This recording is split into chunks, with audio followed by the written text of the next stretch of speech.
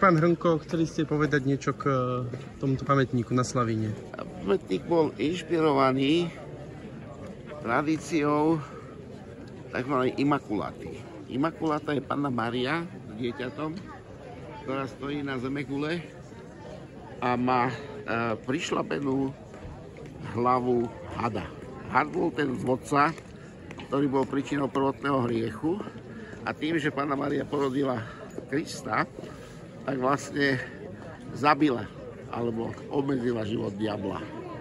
A majster Trizuliak sa pri tomto takisto inšpiroval vlastne tým, že sovietská armáda tým, že zvíťazila nad nacistickým Nemeckom, zabila hydru, zabila hada, ktorý ohrozoval život ľudí, a vlastne ten zlomený hákový kríž prišľapnutý sovietským vojakom je vlastne symbolom tohto večného boja do zlomu.